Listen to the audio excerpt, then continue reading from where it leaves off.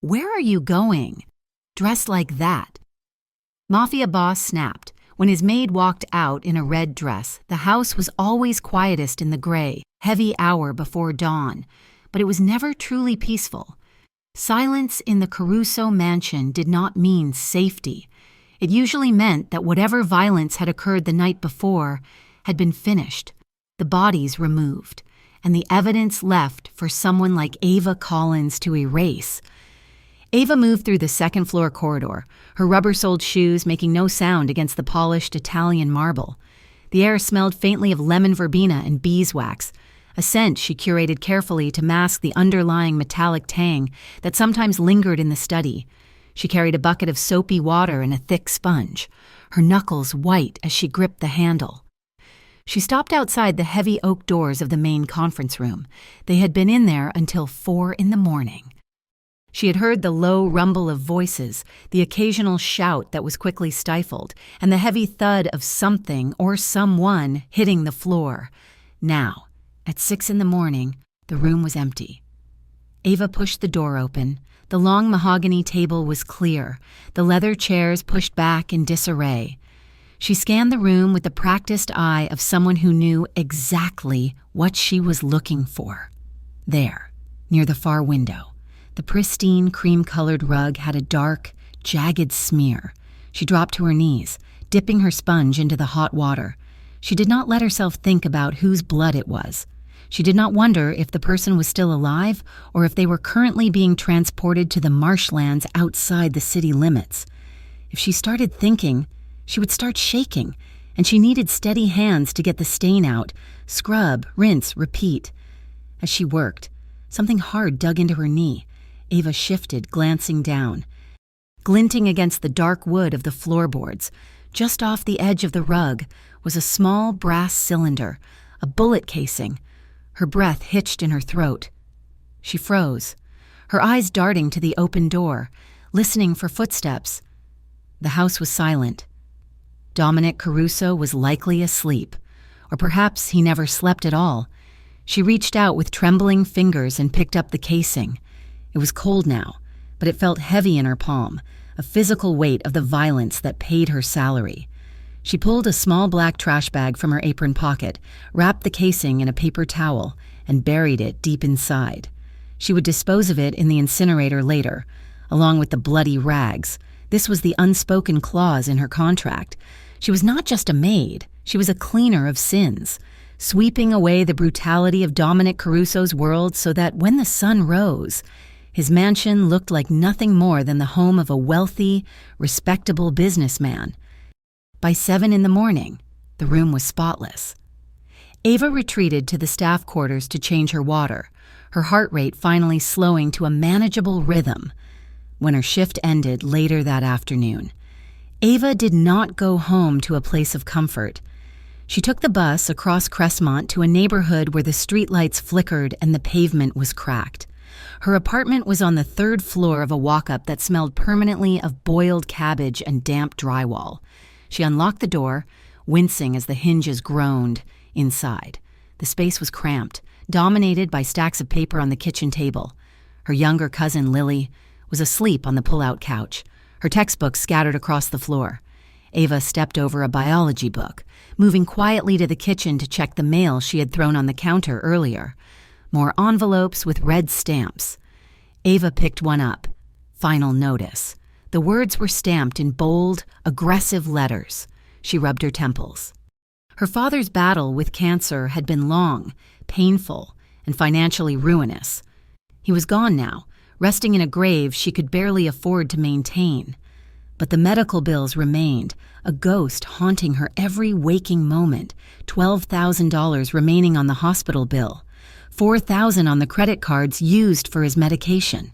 The numbers swirled in her head like a swarm of angry bees. She sat heavily at the small, wobbly table, staring at the total. This was why she stayed at the Caruso mansion. This was why she scrubbed blood from rugs and pretended not to see the guns tucked into the waistbands of the men who guarded the gate. The pay was 3 times what she could make anywhere else. She had taken the job 6 months ago, desperate and naive, thinking Dominic Caruso was just an investment banker with a need for privacy. By the time she realized who he really was, the head of the most powerful crime family in the state, she was already too deep in debt to quit. The salary kept the collectors at bay, kept Lily in community college, and kept a roof over their heads. She looked at Lily's sleeping form, her chest rising and falling in a peaceful rhythm. For Lily, Ava would scrub 1,000 bloody floors. The next morning, the atmosphere in the Caruso mansion was tighter, sharper. Ava could feel it as soon as she walked into the kitchen. The chef was chopping vegetables with aggressive speed, and the guards posted at the back door were not checking their phones. Dominic was in the dining room. Ava adjusted her uniform, smoothing the white apron over her black dress, and picked up the silver coffee pot. She walked into the dining room, keeping her eyes lowered. Dominic Caruso sat at the head of the long table. He was a man who seemed to absorb the light around him. He was wearing a charcoal 3-piece suit, tailored to perfection, the white collar of his shirt stark against his tanned skin. His dark hair was swept back, revealing a face that was handsome in a severe, unforgiving way. He was reading a report on a tablet, his expression unreadable. Around the table sat 4 of his top lieutenants. These were large, dangerous men who usually laughed loud and took up space, but in Dominic's presence, they were silent. They ate without speaking, their eyes flicking toward him every time he moved a finger. Ava moved to his side. "Coffee. Mr. Caruso?" she asked, her voice barely above a whisper. Dominic did not look up immediately. He finished the paragraph he was reading, swiped the screen, and then gave a barely perceptible nod. "Please." His voice was a low baritone, steady and devoid of emotion. Yet it carried a weight that made the air in the room feel heavy. Ava stepped closer, lifting the heavy silver pot. She was tired. She had not slept well, the image of the bullet casing replaying in her mind. As she tilted the pot, the heavy door to the dining room slammed shut due to a draft from the hallway. The sudden noise made her jump. Her hand jerked. A splash of scalding hot coffee missed the cup and landed squarely on the back of her left hand. "Ah!" The gasp escaped her lips before she could stop it. The pain was instant and searing. She nearly dropped the pot but managed to set it down on the coaster with a clatter, before she could retreat, before she could even apologize. Dominic moved. He was out of his chair with terrifying speed. He did not yell. He did not scold her for her clumsiness. Instead, his hand shot out and clamped around her wrist. His grip was firm, iron strong, stopping her from pulling away. "Stay still," he commanded. Ava froze, her heart hammering against her ribs like a trapped bird. The room had gone deadly silent. The lieutenants had stopped eating, their forks hovering halfway to their mouths. Dominic pulled her hand closer to him, inspecting the angry red welt forming on her skin. His hands were large, his fingers rough with calluses that spoke of violence, yet his touch on her injured skin was surprisingly gentle. He brought her hand up, leaning down. He blew softly on the burn. The sensation of his cool breath on her heated skin sent a shockwave through Ava's entire body. It was an intimate, almost tender gesture that felt completely at odds with the man who ordered hits on his enemies. She stared at him, wide-eyed. He looked up, and for the first time, their eyes locked. His eyes were dark, the color of espresso, framed by thick lashes. There was intelligence there, and a simmering intensity that made her knees weak. For a second, he didn't look like a boss. He looked like a man concerned for a woman. His thumb brushed over the uninjured skin of her wrist, lingering a second longer than necessary. "Does it hurt?" he asked, his voice softer now, meant only for her. It is fine, sir," Ava stammered, her face flushing hot. "I'm so sorry. I will clean it up." She pulled her hand back. This time, he let her go, his fingers trailing slowly off her skin. Ava stepped back, clutching her hand to her chest. She glanced around the table. One of the lieutenants, a man named Marco with a scar running through his eyebrow, was staring at her. His gaze was narrow, suspicious, flicking between her and Dominic with a calculating look that made Ava's stomach turn. "Go run it under cold water," Dominic said, his voice returning to that cool, detached command. He sat back down, picking up his tablet as if nothing had happened, but the air in the room had shifted. "Leave the mess, someone else will get it." "Yes, sir," Ava whispered. She turned and fled the room, her wrist burning, but the spot where his thumb had rested burned hotter. That night, a storm rolled over Crestmont. Rain lashed against the high windows of the mansion, and the wind howled through the chimneys. The house felt cavernous and shadowed.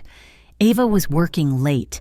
One of the maids had called in sick, and Ava had volunteered to stay and finish the library to earn the overtime pay. Every dollar counted. She was dusting the shelves near the heavy double doors of Dominic's private office when she heard voices rising from within. The doors were not fully closed. The latch had not clicked into place.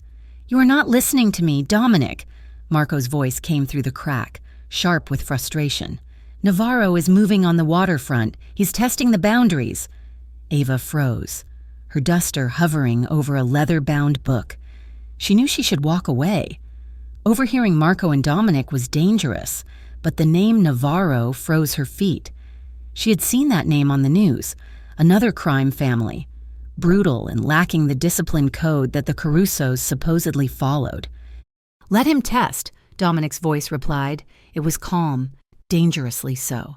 "He's looking for a reaction. If I strike now, I expose our position. He's asking questions." "Dom," Marco pressed, "not just about the business. He's been asking about the house, about the staff." There was a silence, heavy and thick. Ava held her breath. "What about the staff?" Dominic asked, his tone dropping. "He's been asking about the girl," Marco said. "The maid, the one you made eyes at this morning." Ava's heart stopped. They were talking about her. "I did not make eyes at anyone," Dominic said, his voice turning into a growl. "Navarro thinks she is a weak point," Marco continued, ignoring the denial. "He thinks maybe you have a soft spot. If he grabs her, he thinks he can leverage her to get to you. We should cut her loose. Send her away." "No." The word was sharp, like a gunshot. "She is a liability," Marco argued.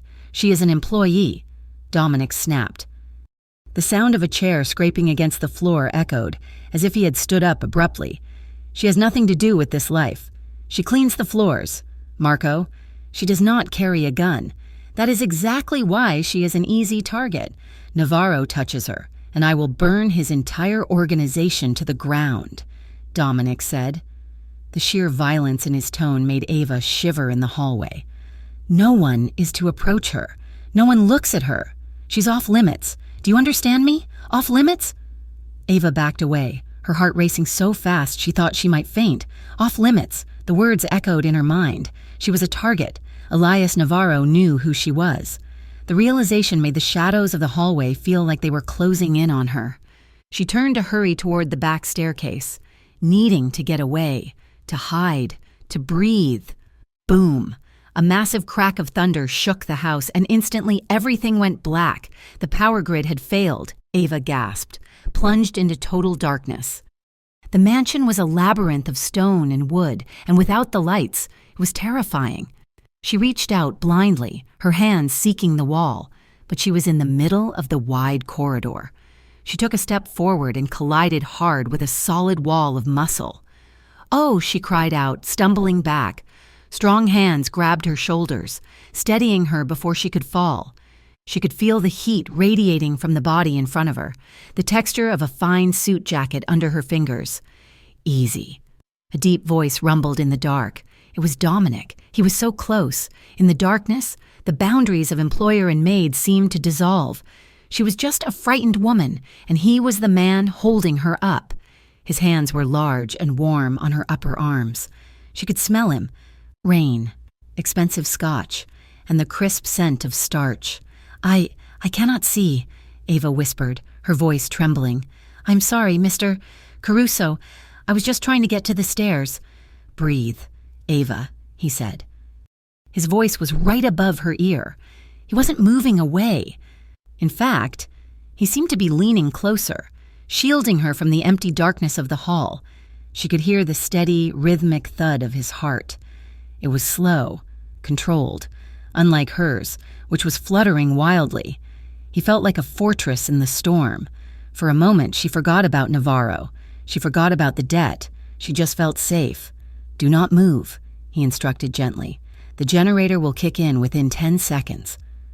They stood there in the pitch black, suspended in time. His grip on her arm shifted slightly, his thumbs brushing against the fabric of her uniform.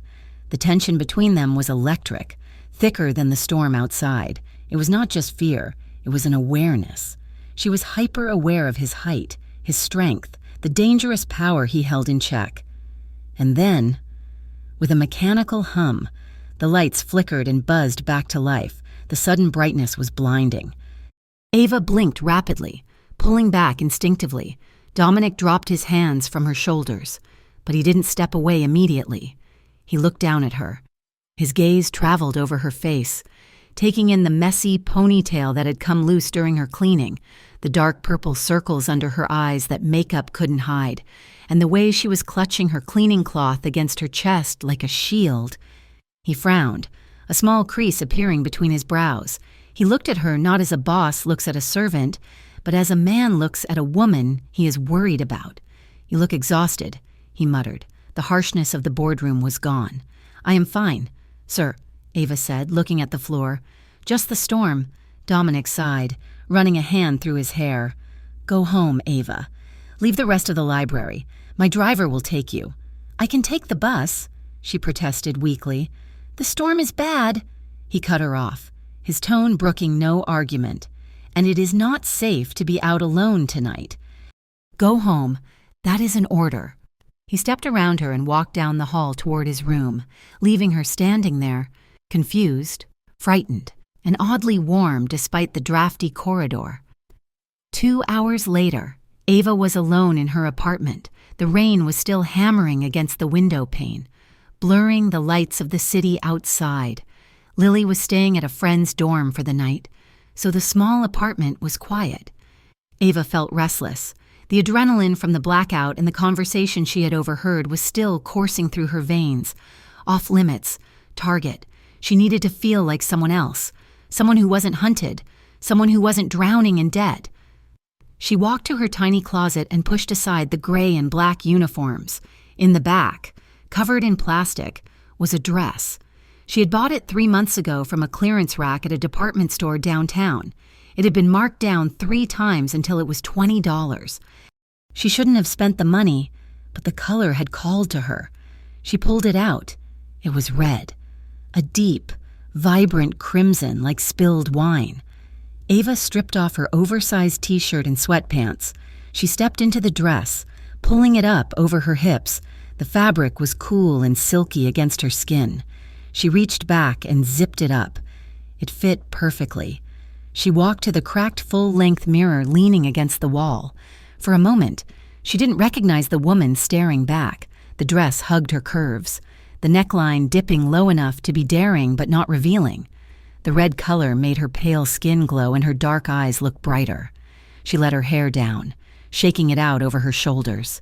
She practiced a smile, not the polite, submissive smile she wore at the mansion, but a real one, a confident one. She turned side to side, smoothing the fabric over her hips. In this dress, she wasn't a maid, she wasn't a debtor, she was just a woman who could turn heads, a woman who could be dangerous in her own way. She stared at her reflection, a thrill of nervous excitement bubbling in her chest. She imagined wearing this somewhere real, a lounge, a party, somewhere with music and laughter. She had no idea that very soon this dress would be the catalyst for a war. She had no idea that the red fabric she was admiring would be the thing that snapped Dominic Caruso's control and brought the violence she feared right to her doorstep. But for tonight, in the safety of her room, she just spun in a slow circle, watching the red skirt flare out around her legs, dreaming of a life she couldn't yet afford to have. The week that followed the storm was a blur of high-strung nerves and exhausting labor. The atmosphere inside the Caruso mansion had shifted from a quiet hum to a low-frequency vibration of tension that everyone, from the head chef to the gardeners, could feel in their teeth. Delivery trucks were checked twice at the gate. The guards, usually stoic statues by the doors, now patrolled the perimeter with hands resting perpetually near their waistbands. For Ava Collins, the tension was personal, since the night of the blackout, since the moment Dominic Caruso had held her in the dark and then ordered her home with a voice that was both commanding and confusingly gentle. She had avoided him. She stuck to the guest wings and the service corridors, timing her cleaning of the main rooms for when she knew he was out on business. But avoiding him did not mean she could stop thinking about him. The memory of his heartbeat against her back was a ghost that followed her through the marble halls. On Friday, the pressure valve released, but not in the way she expected. Her phone buzzed in her apron pocket while she was polishing the silver in the butler's pantry. It was Mia, her oldest friend, the one person who remembered Ava before the debt and the exhaustion had carved hollows under her eyes. "It is my birthday, Ava," Mia's voice chirped through the speaker, tinny and bright. "I am turning 26, and if you tell me you are working late again, I will personally come to that fortress of yours and drag you out by your hair." Ava sighed, leaning her hip against the counter. "Mia, I am tired, and this place... Things are complicated right now. Complicated is exactly why you need a drink," Mia countered. "We're going to the Onyx Lounge downtown. Just one night. You need to remember what it feels like to be young and not just a worker bee.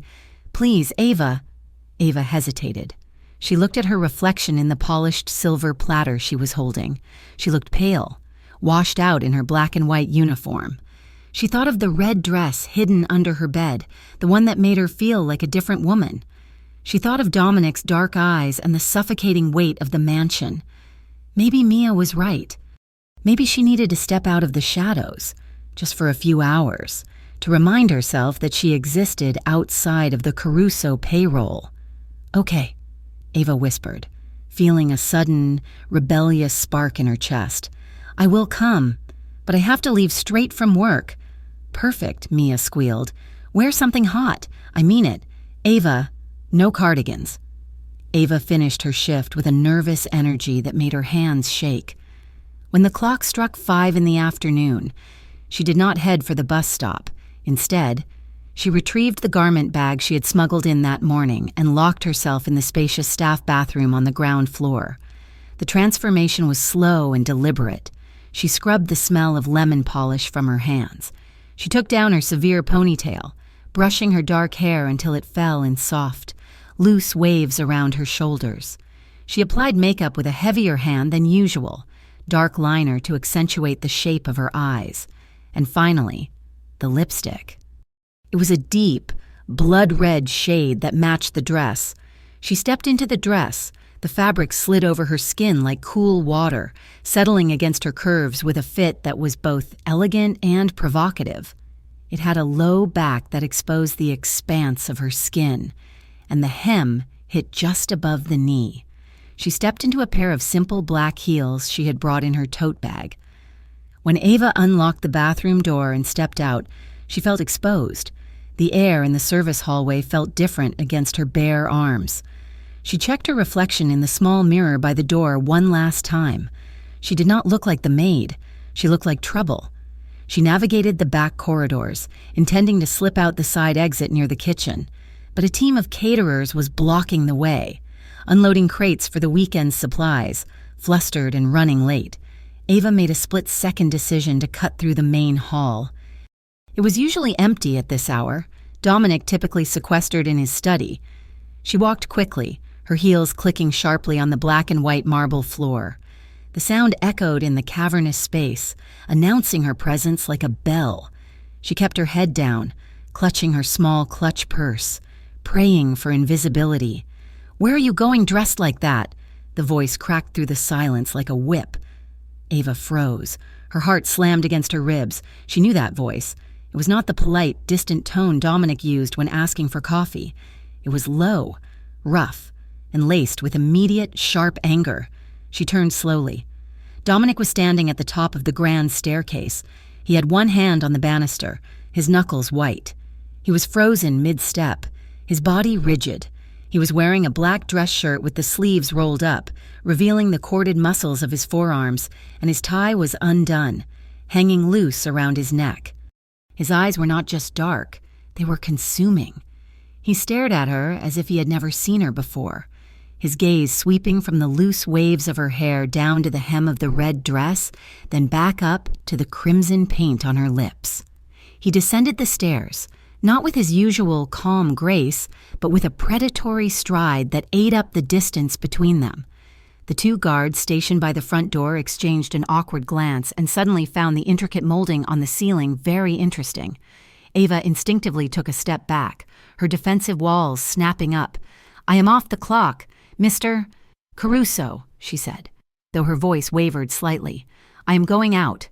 Dominic stopped 3 feet from her, up close.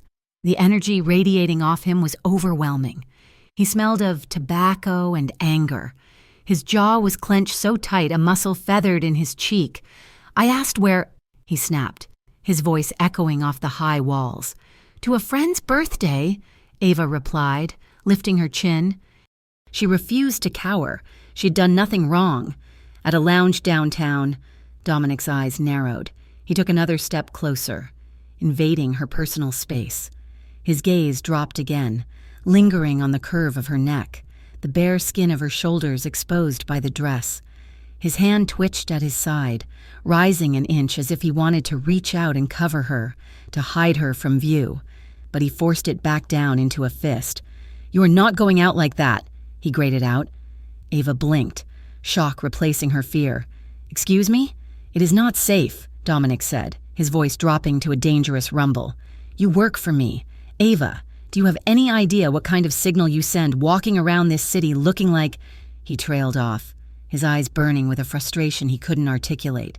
"Looking like a target. I am a maid. Dominic," Ava shot back, the use of his first name slipping out in her agitation. "Nobody knows who I am. Nobody cares. And what I wear on my own time is my business. You do not get to dictate my life just because I clean your floors." The air between them crackled. It was electric, volatile. "You think this is about you cleaning floors?" Dominic stepped in, closing the remaining gap until they were inches apart. He towered over her, his presence encompassing her entire field of vision. "You are connected to this house. That makes you connected to me. And there are people who would use anything connected to me to get what they want." "Then maybe I should not work here," Ava challenged, her breath hitching as the scent of him filled her senses. Dominic's eyes flashed. He leaned down, his face so close she could feel the warmth of his breath on her cheek. "You are not quitting," he said, his voice rough, bordering on a growl.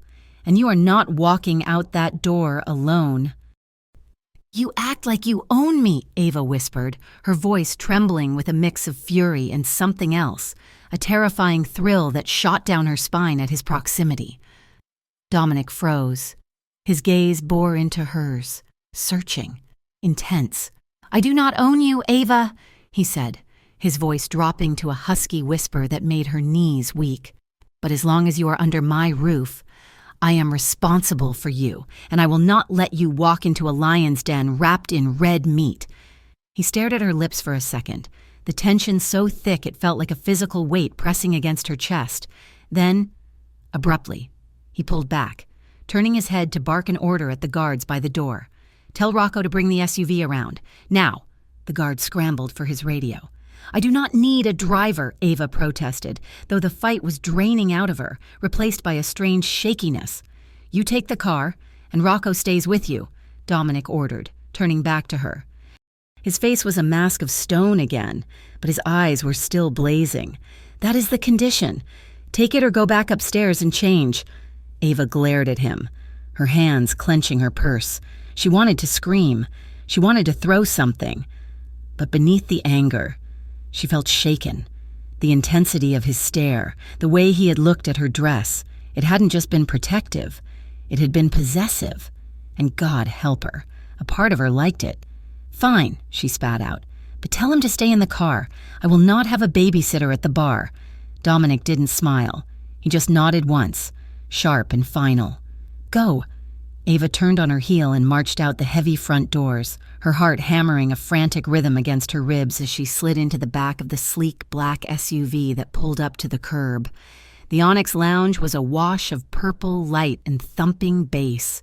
It was crowded, the air thick with the smell of perfume and expensive gin. Ava found Mia in a booth near the dance floor, already 3 drinks deep and wearing a sequined dress that caught every stray beam of light. "Finally!" Mia screamed over the music. Jumping up to hug her, she pulled back, her eyes widening as she took in Ava's appearance. "Oh my God! Ava, you look dangerous." "I feel ridiculous," Ava muttered, though she let Mia drag her to the bar. For the first hour, Ava tried to relax. She ordered a cocktail, something sweet and strong. She danced with Mia, letting the rhythm of the music wash away the memory of Dominic's burning stare. She laughed at bad jokes and let the bass vibrate through the floorboards into her heels, but she couldn't shake the feeling of being watched. It was a prickle on the back of her neck, a cold sensation that cut through the heat of the club. Every time she turned, she saw eyes on her. Men at the bar watched her with hungry, appreciative looks. Some were respectful, nodding as she passed. Others lingered too long, their gazes sliding over the bare skin of her back in a way that made her want to pull a coat on. She told herself she was being paranoid. She told herself this was what she wanted, to be seen, to be admired. She did not see the man sitting in the dark corner of the mezzanine level. He was wearing a nondescript gray jacket and a baseball cap pulled low. He wasn't drinking. He was holding a phone. The camera lens zoomed in on the woman in the red dress laughing by the bar. He snapped a photo, then another. He typed a quick message. Found her. She's out in the open. No boss, just a driver outside. He hit send. The recipient was Elias Navarro. Around 11 at night, Ava's phone buzzed in her clutch. It was a text from Lily, asking where the spare key was. The music in the club was too loud to make a call, the bass rattling her teeth. "I have to take this," Ava shouted into Mia's ear. "I will be right back. Don't be long, shots in 10 minutes. Mia yelled back, dancing away. Ava navigated through the sweaty crowd, pushing toward the rear exit sign. She stepped out into the alley behind the club. The sudden silence was jarring. The alley was damp, smelling of rain and stale beer. A single security light buzzed overhead, casting long, flickering shadows against the brick walls. Ava walked a few paces away from the door, pressing the phone to her ear. "Lily, it is under the flower pot. Yes, the dead one." As she ended the call, the metal door behind her creaked open again. Ava turned, expecting a smoker or a couple looking for privacy. Instead, 2 men stepped out. They were wearing dark leather jackets and jeans. They didn't look like clubgoers. They looked hard, their faces weathered and unsmiling. They moved with a synchronized purpose that set alarm bells ringing in Ava's head. "Excuse me," Ava said, stepping to the side to let them pass. They didn't pass. They split up, one moving to her left, the other to her right, effectively blocking her path back to the door in the street. "Nice dress," the one on the left said. He was taller, with a jagged scar running down his chin. His tone was friendly, but his eyes were cold, dead things. "You look like you are lost, sweetheart." "I am not lost," Ava said, her voice tightening. She took a step back, her heel scraping against the wet pavement. "My friends are inside." "Your friends can wait," the second man said. He was stockier, with thick arms crossed over his chest. As he moved, the sleeve of his jacket rode up, revealing a tattoo on the inside of his wrist. It was a black scorpion with a split tail. Ava's breath caught in her throat. She had seen that symbol before, weeks ago, while cleaning Dominic's office.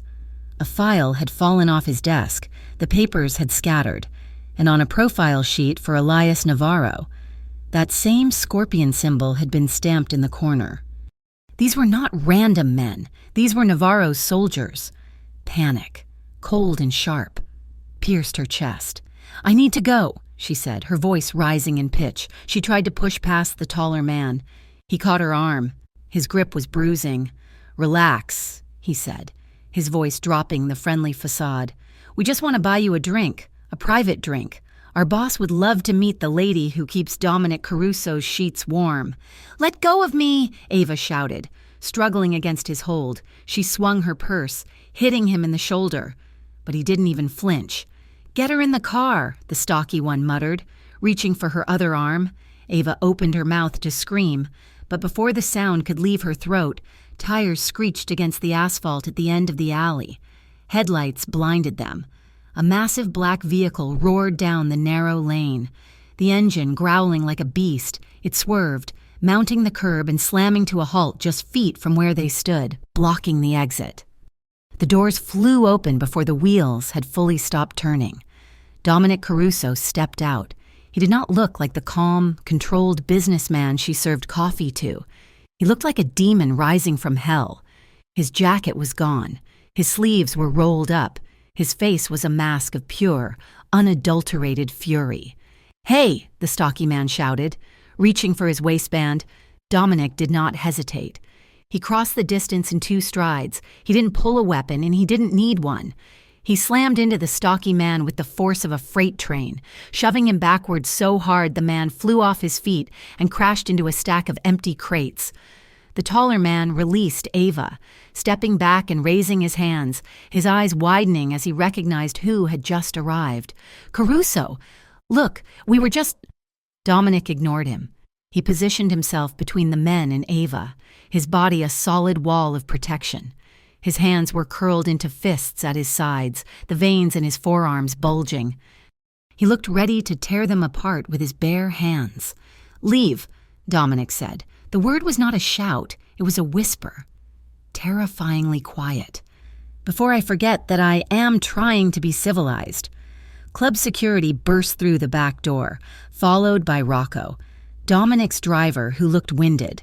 The 2 men in leather jackets exchanged a look, realized they were outmatched, and scrambled backward, disappearing into the shadows of the street. Dominic didn't chase them. He spun around, his chest heaving.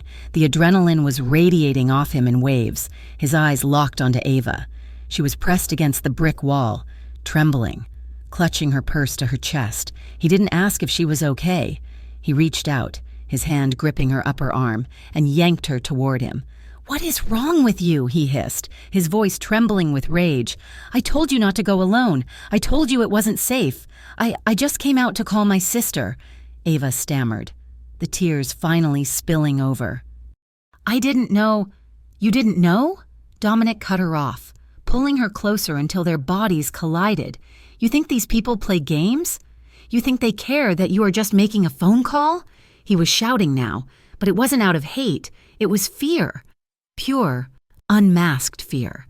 He looked down at her, his eyes wild, searching her face for bruises, for cuts. "Dominic," she whispered, the fight draining out of her. The sound of his name seemed to break something in him. The anger in his face fractured, revealing a desperate relief. His grip on her arm loosened, his hand sliding up her shoulder, over the bare skin of her neck, until his palm cupped the back of her head, his fingers tangled in her hair, holding her fast. He leaned down, dropping his forehead until it rested against hers. He was breathing hard, his warm breath mingling with hers in the cold night air. "I cannot have you out here," he whispered, his voice raw, stripped of all authority. "I cannot have you as a target, Ava. Do you understand? I cannot handle it." Ava stood frozen, her heart pounding so hard it hurt. She could feel the roughness of his palm against her neck, the heat of his body seeping into hers through the thin red dress. The alley, the danger, the music, it all faded away. There was only him. He shifted slightly, his face angling toward hers. His lips were inches from hers. She could see the flecks of gold in his dark eyes, the way his lashes fluttered as he looked at her mouth. The air between them was heavy, charged with a desire that had been simmering for weeks and had just boiled over. She parted her lips, a silent invitation. She wanted him to kiss her. She wanted to forget the fear and just feel him. Dominic's breath hitched. He closed his eyes, his thumb stroking the soft skin behind her ear. For an agonizing second, he leaned in, and she thought he was going to do it. She thought he was going to cross the line he had drawn in the sand. But then his body went rigid. The discipline, the control that defined his life slammed back into place. He pulled back abruptly, his hand falling from her neck as if he had been burned. He opened his eyes, and the fire was gone, replaced by a steel shutter. "Get in the car," he ordered, his voice flat and hoarse. "Now." He turned his back on her, scanning the alley for threats, but Ava saw the way his hand shook before he clenched it into a fist at his side. She swallowed the lump in her throat, wrapped her arms around herself, and climbed into the back of the SUV, leaving the red dress and the night behind her. The morning sun that filtered through the high windows of the Caruso mansion did not feel warm. It felt exposing. Ava Collins stood outside the heavy mahogany doors of Dominic's private study, her hands clasped tightly in front of her apron. Her knuckles were white. She had hardly slept. The events of the previous night, the alley, the men, the terrifying speed with which Dominic had arrived, and the raw, heavy silence in the car ride back were playing on a loop in her mind. She had expected him to yell at her when they returned. Instead, he had simply walked away, his shoulders rigid, disappearing into the west wing without a backward glance. Now, at 8 in the morning, she had been summoned. She knocked once. "Enter." Dominic's voice came from within. It was calm, devoid of the frantic rage she had seen in the alley, but it carried a weight that made her stomach turn. Ava pushed the door open and stepped inside. The office was a cavernous room of dark wood and leather, smelling faintly of old paper in the espresso he drank black. Dominic was standing behind his desk, staring out the window at the sprawling grounds.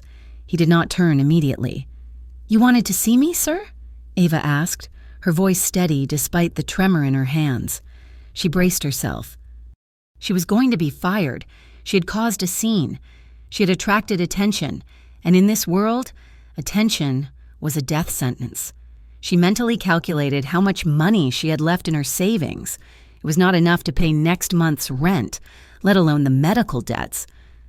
Dominic turned. He looked tired. There were shadows beneath his eyes that spoke of a sleepless night, but his suit was immaculate, his posture unyielding. "Sit down, Ava," he said, gesturing to the leather chair opposite his desk. Ava hesitated, then sat. "Mr. Caruso, about last night. I know I should not have—" "Last night was not an accident," Dominic cut her off. He picked up a folder from his desk and tossed it toward her. It slid across the polished wood, stopping inches from her hand. "Open it." Ava opened the folder.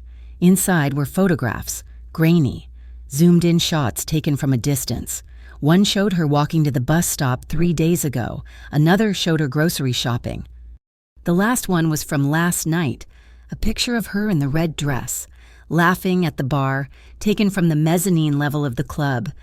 A chill ran down her spine. "Who took these?" "Elias Navarro," Dominic said, his voice flat. "Or rather, his scouts. He's been watching you for 2 weeks. Last night was a test. He wanted to see how I would react if he threatened you." Ava stared at the photos, the reality of her situation crashing down on her. She wasn't just a maid who had stumbled into a bad situation. She was a pawn. "He knows you work here," Dominic continued, pacing slowly behind his desk. "He knows you are innocent, and he knows that because you are innocent, you are a pressure point.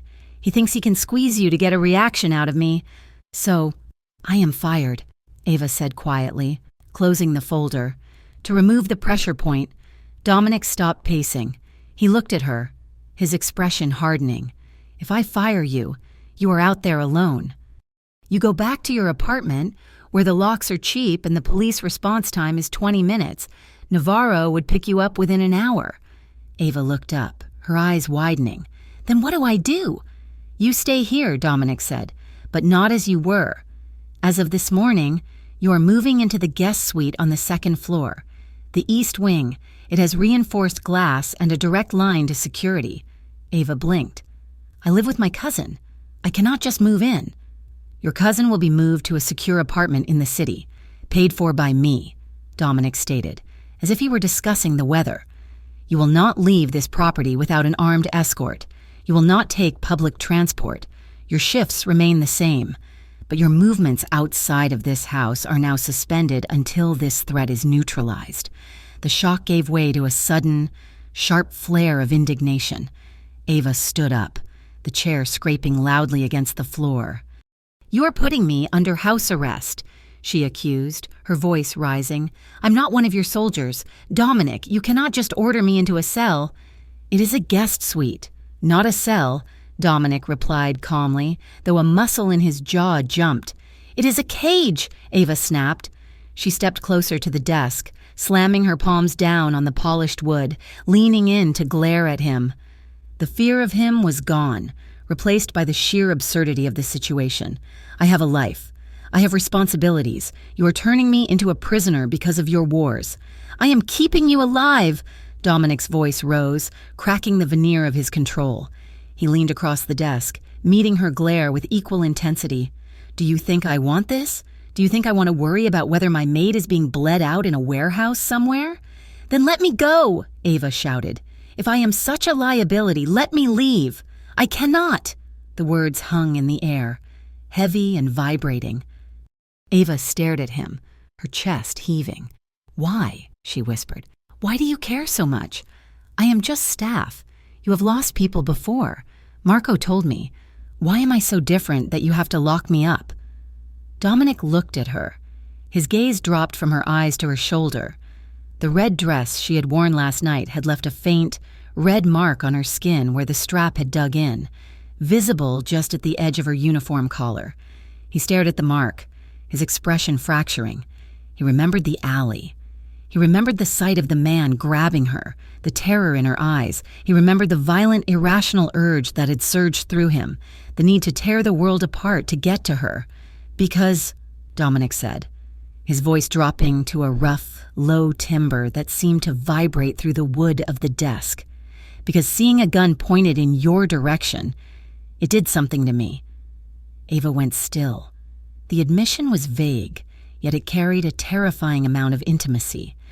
Dominic looked back up into her eyes, and for a second, the ruthless mafia boss was gone. In his place was a man who looked haunted. "I cannot focus if I know you are exposed," he said quietly. "Call it a weakness. Call it whatever you want. But you are staying where I can see you." Ava slowly pulled her hands back from the desk. She saw the resolve in his eyes, but she also saw the fear. He wasn't trying to control her for the sake of power. He was terrified of her getting hurt. "Fine," she whispered, her voice trembling. "I will move in, but I am not doing it for you. I do not care who you do it for," Dominic said, turning back to the window, "as long as you are safe." 3 days passed. Ava moved into the guest suite, a room that was larger than her entire apartment. It had silk sheets, a view of the garden, and a bathroom filled with imported soaps. It was beautiful, and it was suffocating. She saw Dominic rarely. He was often gone before she woke up and returned long after she had retired to her room. The house was on high alert. Men with earpieces stood at every entrance. On Thursday afternoon, the house was quiet, the staff was on break, and the guards were changing shifts. Ava was assigned to clean the master suite, Dominic's personal quarters. It was a room few people entered. She pushed open the double doors. The room was masculine and sparse. Dark gray walls, a massive bed with a black duvet, and heavy velvet curtains that blocked out the afternoon sun. It smelled of him, cedarwood and rain. Ava moved through the room, dusting the surfaces. It was surprisingly neat. There were no personal items on the nightstands, no clutter. It was the room of a man who did not let himself leave a trace. She moved to the tall dresser in the corner. On top of it, pushed slightly back as if to keep them hidden, were 2 small framed photographs. Ava paused, her duster hovering in the air. She leaned in. The first photo was old, the colors faded to sepia tones. It showed 2 young men standing on a pier, their arms around each other's shoulders, laughing. One was clearly Dominic, younger, softer, with a smile that reached his eyes. The other man looked just like him, but with lighter hair and a mischievous grin. The second photo was more recent. It showed Dominic standing with an older woman, his mother, Ava assumed, and 2 little girls in pink dresses. Dominic was holding one of the girls, looking down at her with an expression of such profound tenderness that Ava's breath caught in her throat. She'd never seen him look like that. She'd only seen the mask, the cold, calculating stare of the boss. But here, in this quiet room, was proof of a heart he kept buried under layers of violence. She picked up the photo of the two brothers, her thumb tracing the glass. "You were happy," she whispered to the image of young Dominic. "That was a long time ago." Ava gasped, spinning around. The frame slipped from her fingers. She fumbled, catching it against her chest just before it hit the floor. Her heart hammered against her ribs. Dominic was standing in the doorway. He had removed his suit jacket, his white shirt unbuttoned at the collar, sleeves rolled up. He looked weary, but his eyes were fixed on the photo in her hands. I am sorry," Ava stammered, clutching the frame. "I was just dusting. I didn't mean to pry." Dominic walked into the room. He didn't look angry. He moved with a slow, heavy grace. He stopped in front of her, reaching out. "Give it to me," he said softly. Ava handed him the frame.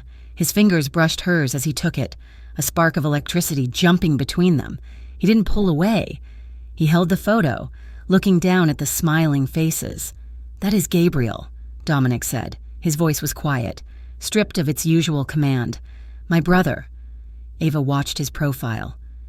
The harsh lines of his face seemed to soften in the dim light. "He looks like you.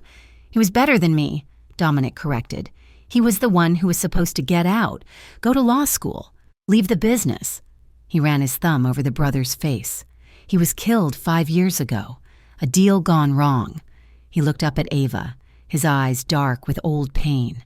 "Elias Navarro helped orchestrate the ambush. He set the meeting, and then he sold my brother out to the highest bidder." Ava felt a pang of sorrow in her chest. Suddenly, the war, the violence, the coldness, it all made sense. He wasn't just a criminal fighting for territory. He was a grieving brother fighting a ghost. "I am so sorry," Ava whispered. She took a half-step closer, drawn by the raw vulnerability radiating off him.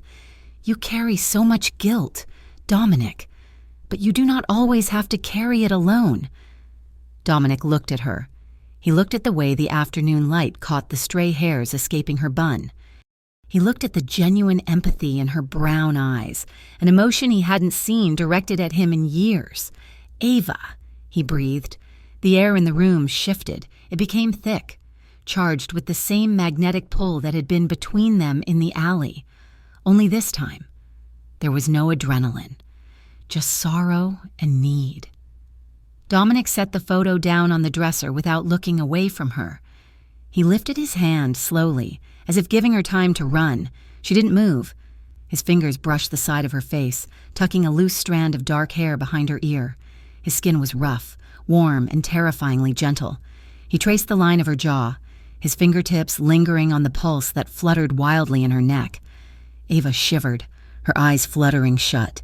She leaned slightly into his touch, unable to stop herself. "You should not be here," Dominic murmured, his voice rough. "You should be 1,000 miles away from a man like me." "I am not 1,000 miles away," Ava whispered, opening her eyes. "I am right here," Dominic groaned, a low sound deep in his throat. He cupped her jaw with both hands now, tilting her face up. His eyes searched hers, looking for fear, looking for hesitation. He found neither.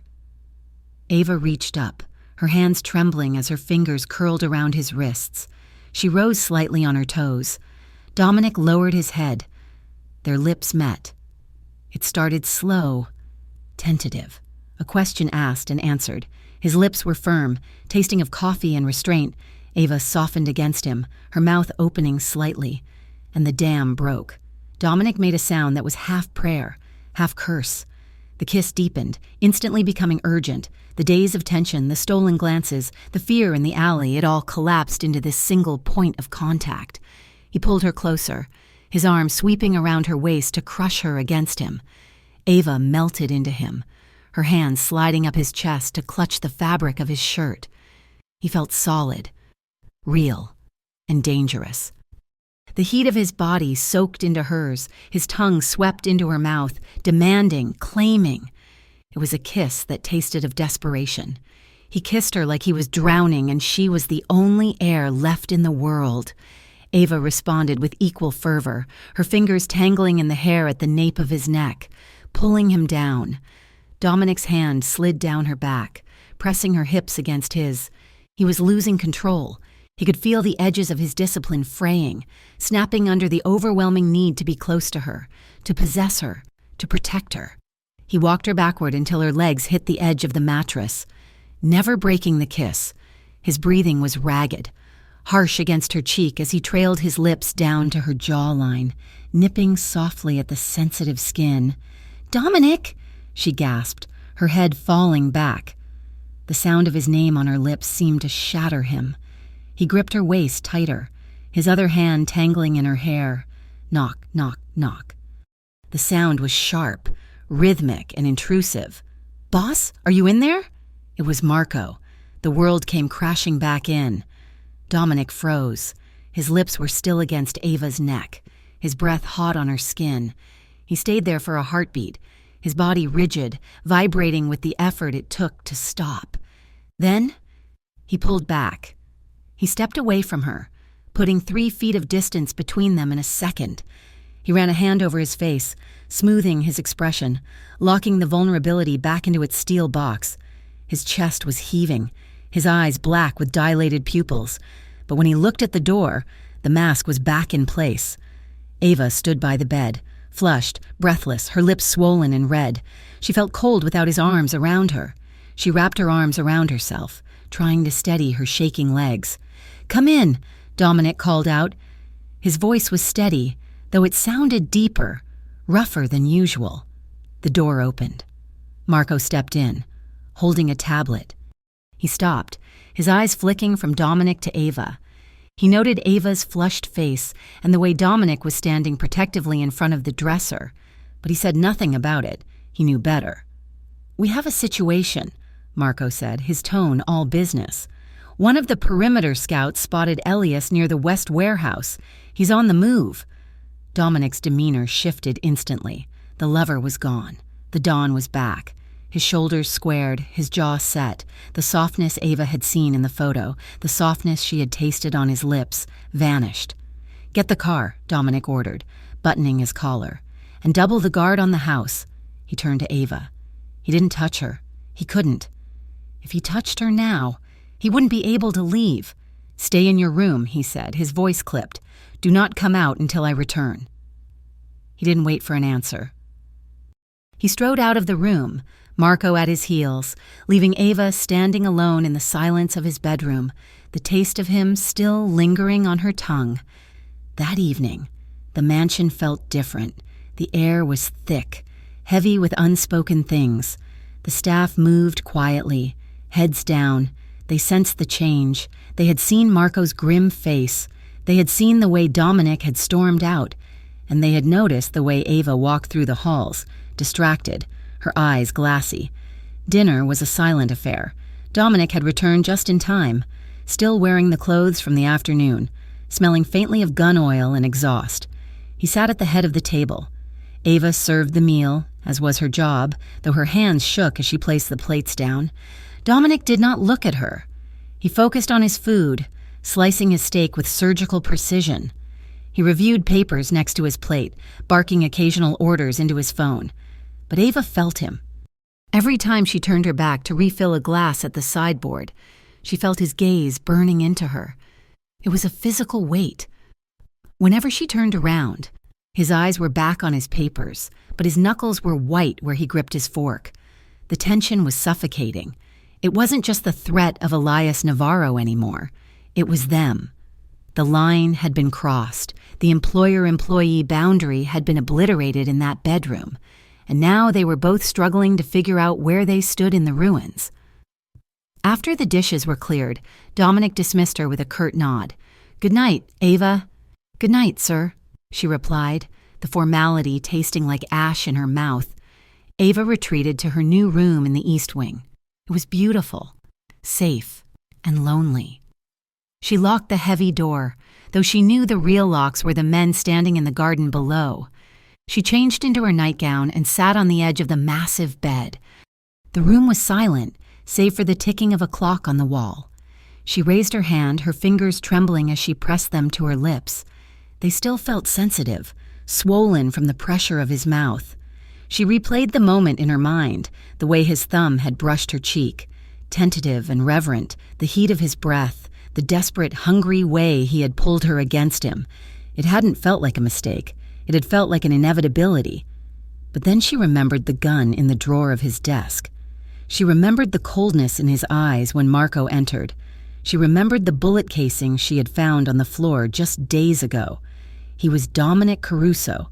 He was a killer. He was a man who ordered deaths as easily as he ordered coffee. And she was the maid, the daughter of a man who died in debt. She shouldn't want him. It was dangerous. It was stupid.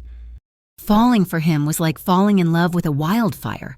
It was beautiful to look at, but if you got too close, it would consume you. But as she lay back on the silk pillows, staring up at the dark ceiling, she knew it was too late. The fear was there, yes, but the thrill, the memory of his hand on her waist, the promise of protection in his arms, was stronger. She closed her eyes, and in the darkness, she didn't see the monster the city feared. She saw the man in the photo, holding his niece, looking for someone to help him carry the weight of his ghosts, and she was terrified to realize that she wanted to be the one to help him.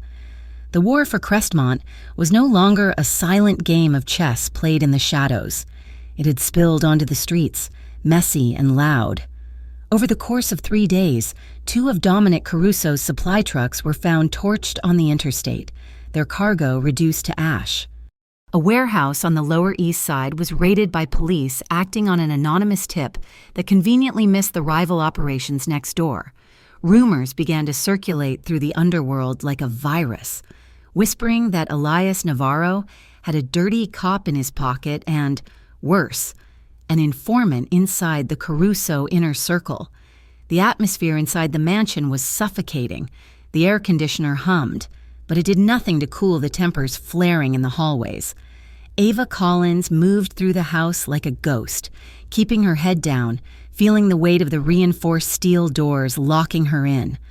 On Tuesday afternoon, while polishing the hardwood floor in the hallway outside the main study, she heard the voices again.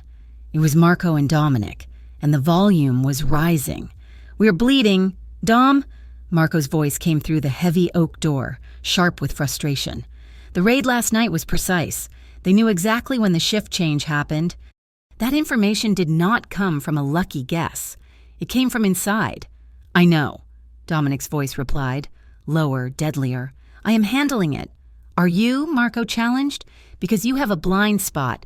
We need to purge the house.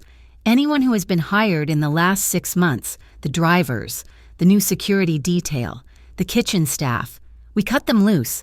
It is the only way to be sure." Ava's hand froze on the polishing cloth. She'd been hired 6 months ago. "We do not fire innocent people based on paranoia," Dominic snapped. "It is not paranoia if they are coming for your head," Marco shouted. "And what about the girl? Ava, she's walking around here freely, listening to things she should not hear. Navarro already knows who she is. Maybe he got to her. Maybe she is feeding him, knowing that you—" "Enough!" The word cracked like a whip. The silence that followed was absolute. "You think she is the leak?" Dominic asked, his voice terrifyingly quiet. "You think she is selling me out?" "I think everyone has a price," Marco said, though his voice had lost its edge. "And she has debts. We checked her file. She is desperate. She is off limits," Dominic growled. "She is not the traitor. Marco, I would bet my life on it. Nobody touches her. Nobody questions her. And if you suggest it again, you and I will have a problem that cannot be solved with a conversation. Do I make myself clear?" Ava let out a breath she didn't know she was holding. Clutching the cloth to her chest, he trusted her. Despite everything, despite the danger she posed to his focus, he was defending her. But loyalty to Dominic could not erase the chaos of her own life. 2 hours later, her personal cell phone buzzed in her pocket.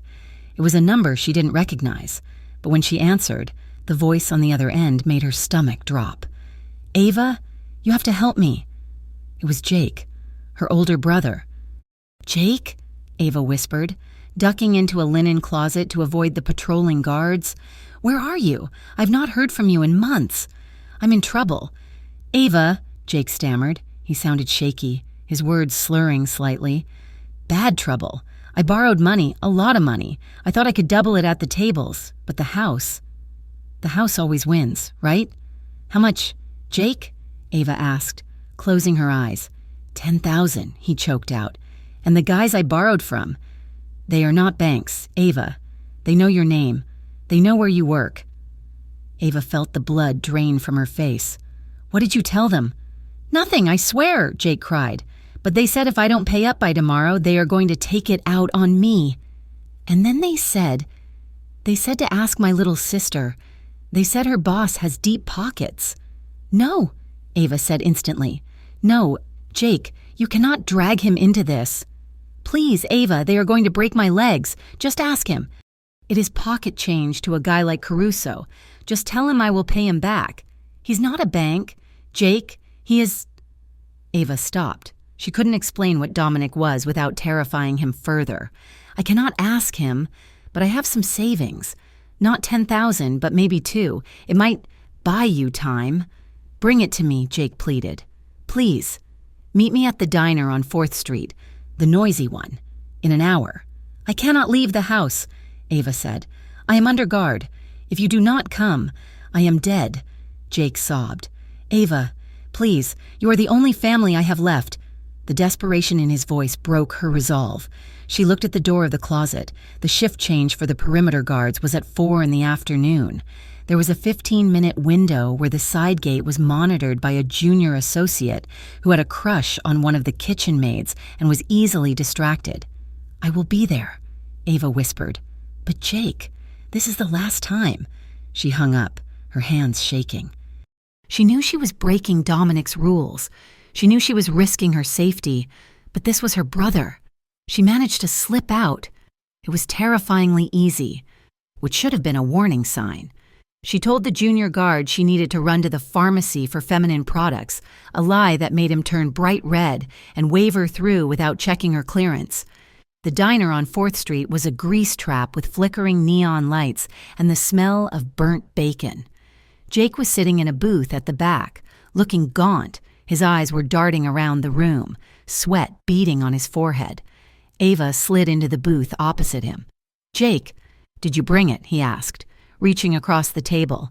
I brought what I have. Ava pulled an envelope from her purse. It contained $2,000, everything she had saved for Lily's tuition. This is it. Jake, I do not have any more. Jake grabbed the envelope, tearing it open to count the bills. $2,000. This is nothing. They want 10. It is all I have, Ava hissed. Use it to buy time. Negotiate a payment plan. These guys do not do payment plans, Jake snapped, his fear turning into anger. Why didn't you ask him? Caruso. He burns this kind of money for fun. Why are you being so selfish? I am not being selfish. I am trying to keep us alive, Ava whispered furiously. I am not going to exploit my boss for your gambling debts. I am a maid, Jake, not a partner. I clean his floors. I do not ask for favors. You are useless, Jake spat, shoving the money into his jacket. If I get hurt, it is on you. He stood up and stormed out of the diner, leaving Ava sitting alone in the booth, tears stinging her eyes. She didn't see the man in the booth behind her. He was wearing a baseball cap and reading a newspaper. As soon as Jake left, the man tapped the stop button on the small recording device hidden under a napkin. He smiled, a cold, predatory expression, and dialed a number. I have it, the man said. The brother is the weak link, and she refused to ask Caruso for help. She's terrified of him. Ava managed to sneak back into the mansion unnoticed, but her heart was hammering so hard she felt sick. She spent the rest of the shift looking over her shoulder, waiting for the axe to fall. It fell at midnight. She had gone down to the kitchen to get a glass of water. The house was dark, the only light coming from the under-cabinet LEDs in the massive industrial kitchen. She filled her glass at the sink. When she turned around, Dominic was there. He was leaning against the center island, his arms crossed over his chest. He was wearing black trousers and a black t-shirt that clung to his frame. His feet were bare. He looked like a predator waiting in the tall grass. Where did you go? His voice was soft, but it carried a terrifying edge. Ava froze, the glass slipping in her wet hand. She caught it just before it hit the floor, water sloshing over her wrist. I was in my room, sir. Do not lie to me, Dominic said. He pushed off the island and took a step toward her. The perimeter logs show the side gate was opened at 4:10. The GPS on your phone, which I track, Ava, shows you were at a diner on 4th Street for 20 minutes. Ava backed up until her hips hit the granite counter. There was nowhere to run. I had to see my brother, she whispered. Alone? Dominic's voice rose, the calm facade cracking. After I told you specifically that you are a target, after I moved you into this house to keep you breathing? He was in trouble, Ava cried, her defense rising to meet his anger. He owes money, bad people. I had to help him. So you went to meet a man who owes money to loan sharks, Dominic said, stepping into her personal space. He slammed his hands onto the counter on either side of her hips, boxing her in. Do you have any idea how reckless that is? Did you think to ask who holds his debt? Did you think that maybe, just maybe, it is the same people who are trying to kill me? Ava flinched. She hadn't thought of that. I just gave him some money. I didn't tell him anything about you. It does not matter what you told him, Dominic roared, his face inches from hers. You exposed yourself. You walked out of the fortress I built for you and painted a target on your back. I cannot just stop being a sister because you are paranoid, Ava shouted back, tears spilling over her lashes. He is my family. I cannot separate my family's mess from my life just because it is inconvenient for you. It is not about inconvenience. Dominic grabbed her upper arms, his grip hard, shaking her slightly. It is about me losing my mind every time you walk out that door. Do you understand what it does to me? Do you understand that I cannot think? I cannot breathe when I know you are out there unprotected? The raw honesty in his voice stopped her. Ava looked up at him. His eyes were wild, frantic. He wasn't angry because she had disobeyed orders. He was angry because he was terrified. Dominic, she whispered, her voice breaking. I am sorry. I feel so helpless. My father left us with nothing but debt. My brother is drowning, and I am just trying to keep everyone afloat. Her shoulders began to shake. The stress of the last few weeks, the red dress, the alley, the threats, Jake's anger, it all came crashing down. She covered her face with her hands and sobbed. Dominic's grip on her arms softened instantly. The rage drained out of him, replaced by a pained expression. He let go of her arms and wrapped them around her instead, pulling her forcefully into his chest. Shh, he murmured, his hand coming up to cradle the back of her head, pressing her face into his shirt. I have you. Breathe. Ava clung to him. She buried her face in the cotton of his shirt, smelling the scent of him, feeling the hard wall of his chest. He felt like safety. He felt like the only solid thing in a world that was spinning out of control. I am so tired. Dominic, she sobbed into his chest. I'm so tired of being afraid. I know, he whispered, resting his cheek against the top of her head. I know, Tesoro. I'm sorry. He held her there for a long time, rocking her slightly until her sobs turned into quiet hiccups. Slowly, he pulled back, but he didn't let go. His hand slid up to cup her face, his thumbs wiping away the tears that streaked her cheeks. He looked down at her, his eyes dark and searching. You do not have to carry it alone, he said, repeating the words she had said to him in his bedroom days ago. Jake, the debt, all of it, I will handle it. You cannot, Ava sniffed. I told him I wouldn't ask you. You didn't ask, Dominic said fiercely. I am volunteering. He looked at her mouth. Her lips were parted, trembling slightly. The air in the kitchen shifted, becoming heavy and charged. The argument had stripped away their defenses, leaving them raw and open. Dominic leaned in. This time, there was no hesitation. He kissed her. It wasn't gentle like the first time. It was deep, desperate, and possessing. He kissed her like he was trying to brand a promise of safety onto her soul. Ava gasped, opening to him, her hands sliding up his chest to wrap around his neck. He groaned, pulling her hips against his, pinning her to the counter. His tongue swept into her mouth, tasting the salt of her tears and the sweetness of her surrender. It was a kiss that spoke of a man pushed to his limit, a man who was done pretending he didn't want her. His hands slid down her back, firm and possessive, tracing the curve of her spine. Ava curled into him, feeling the steady, heavy thud of his heart under her palm. For a moment, there was no war, no debt, no Elias Navarro. There was just this, the heat of him, the strength of his arms, and the overwhelming realization that she was in love with him. "Dominic," she breathed against his lips. The sound of voices in the hallway shattered the moment. It was the night guard change. Dominic tore his mouth away, breathing hard. He rested his forehead against hers for a second, his eyes squeezed shut. He was shaking. He stepped back, running a hand through his hair, putting a foot of distance between them. He looked at her, flushed, lips swollen, eyes wide and adoring, and he looked like a man in physical pain. "You need to go to bed," he said, his voice rough and gravelly. "If I keep you down here another minute, I'm going to take you right on this counter, and I will not be able to stop." Ava's breath hitched. "Go," Dominic ordered softly. "I will take care of Jake in the morning, but promise me, no more secrets, no more sneaking out. You tell me everything. I promise," Ava whispered. She turned and fled the kitchen, her heart soaring and breaking all at once. But promises made in the safety of a kitchen could not stop the machinery of war that was already turning outside. The next morning, while Dominic was briefing his team on how to locate Jake and pay off the debt quietly, Elias Navarro made his move. He didn't go for Ava. He went for the weak link. 2 of Navarro's men found Jake in his shabby apartment. They didn't break his legs. Instead, they sat him down and played the recording from the diner. They played the part where Ava refused to ask for money. Then they played a second recording, one they had faked, of a woman screaming. "That is your sister." The man with the scorpion tattoo lied smoothly. "We have her, but we don't want to hurt her. We just want to know when the house is empty. We want to know the schedule." Jake, hungover, terrified, and guilt-ridden, cracked. He wept, he begged, and then he talked. "She goes to the supermarket," Jake blubbered. "She told me once. Tuesday and Thursday afternoons.